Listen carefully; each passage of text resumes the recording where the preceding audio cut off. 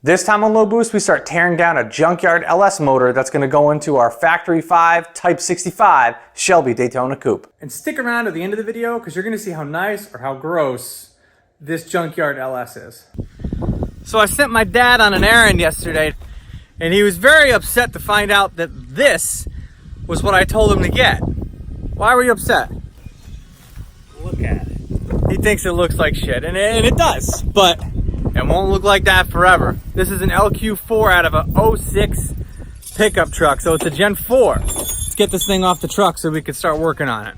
So just for reference, this video was filmed in 2019 when my dad wanted to put an LS in a 1970 Camaro that he bought to restore, which he ultimately ended up buying an LS1 to put in his Camaro, and then he actually ended up selling the Camaro anyway, so we had this extra motor lying around. Either way, I've kept this engine on an engine stand for a future project, and this is going to be the engine that is going in our Factory 5 Type 65 Shelby Daytona Coupe. The videos over the next couple weeks is going to be exactly what I did to tear this thing down and clean it up and prep it and get it ready to build it back up to put into our Shelby Daytona Coupe. So if you're interested in learning about how to fix up an LS engine for any LS swap project, make sure you guys hit that subscribe button because there's going to be a lot of content. All right, we don't even have the shop fully set up in here yet, but we're going to start taking this apart and start labeling everything. Whether we're going to use a harness or not, we could sell it, and it's always easier to sell when you actually have everything labeled. So it's my dad's first time taking apart an LS motor, so he's gonna start writing stuff down as I label it. So see, that's your map sensor, MAP.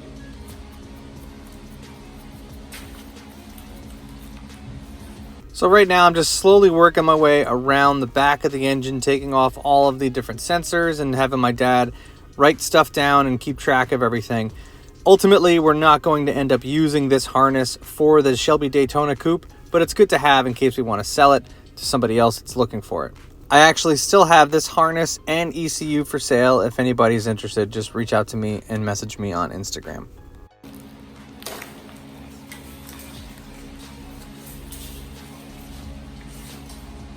Got ground wire. All right, we got the harness off. We're still got to figure out if we're going to keep electronic throttle, drive-by-wire, or if we're gonna go with the cable-driven throttle body. I can hear you guys right now. Some of you are like, oh man, that engine looks terrible. Why would you put that in a Shelby Daytona? Listen, take a look at the before and after of my E36 Turbo LS swaps, LS junkyard build, and you'll be surprised. Just follow along and you'll see exactly how we do this. This episode is brought to you by these awesome wheel dollies. If you have a car, whether it's running or not, and you have limited garage space in your garage, definitely get these wheel dollies. You can push it up against a wall. You can move the car around anywhere, any which way you want. This is a 2,900 pound Mustang that I am moving around the garage with relative ease. And I'll put a link to this in the description below if you're interested in checking it out. And buying it through those links helps the channel a lot. We really appreciate it. All right, so we got the harness off. Starting to look a little less messy. We're gonna take the whole front thing off of this again. This is my second time doing it now, so I am a little bit faster than the first time. This is probably one of my favorite parts about doing these swaps is tearing it down. We're back in a tear down mode, so I'm happy. All right, so the next step on the LS swap, we gotta continue to take apart and tear down this old truck motor and start making it look pretty again. So we gotta take the accessories off the front, and then we're gonna take the intake off the top, and then we'll take the heads off and see what we're working with. This had milky oil, so my guess it's a blown head gasket. It could be worse, but we're gonna see. Let's take a look. When I take the belt off, I like to take the belt off first. 15mm wrench actually will adjust the belt tensioner. You pull this back and the belt slips right off.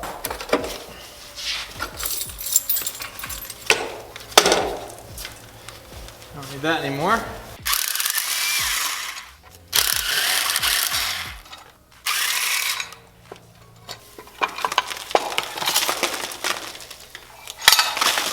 Anybody need a power steering pump? They clean up nice. The accessories. I have a sand blaster too. Yeah, I don't know if you can do that on other parts though.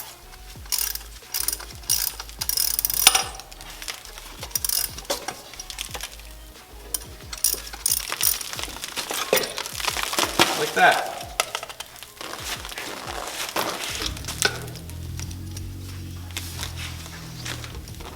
Go. Get your water pump. These things actually make more horsepower than the LS style intakes, but they're so ugly. So let's see what we're working with underneath this. I wonder if we have a rat's nest.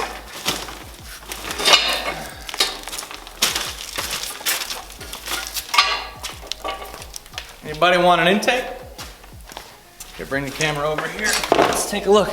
Wait, so notice that F100 in the background? This is what it looks like now. It's my dad's 1953 Ford F100 pickup truck. We did a 408 stroker swap with a Crown Vic front end. Full restoration on this thing. I have an entire build series on it on my YouTube channel as well, in addition to what we're doing with the Daytona.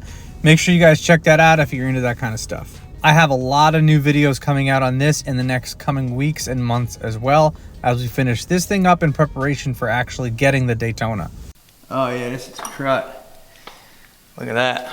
It is not, it ain't pretty. But these things actually clean up really nice. We got some nuts in here, you know. So it's gonna turn out pretty nice. Let's take we're gonna take the coil packs off, take the heads off next, and see what we're really working with. Look at the driver's side valve train. Some of these are rusted. Could be much worse, but maybe we'll replace the rockers. Definitely gonna do springs. Looks different. Not as much rust, but there is some like foamy gunk on the rockers. So my guess is maybe this side is the side of the motor that has the blown head gasket. I don't know. You guys could tell me in the comments what you think the milky stuff is. I always thought milk in your, like milky oil meant like blown head gasket because you got coolant and oil mixing together. But let me guys know what you think. Honestly, I know that there's a lot of controversy around LS swapping a Shelby Daytona Coupe, and I'm very, very aware of that, but I want to really showcase something different on the channel because a lot of people do great engine swaps in these, but I want to showcase that you can do this on a budget because not everybody has the kind of money and resources to be able to spend on something like 427 or on something like one of those dart motors. And I really want to showcase kind of what I was able to do with my E36 Turbo LS swap here because this is what it looks like now. I think I could do an even better job of making the new one look even nicer. Maybe not so much with this intake manifold, maybe a nice high-rise one to kind of keep it looking old school, but just to kind of show that these old junkyard LS engines can actually clean up really, really well. So I'm really happy to be able to showcase that kind of thing, and I want you guys to see that it can be done. So make sure you guys follow along because there's gonna be a lot more videos that are gonna come out on this build, and I think if you guys stick around for it, you're gonna absolutely love it. Thank you guys very much for watching, and I'll catch you in the next one.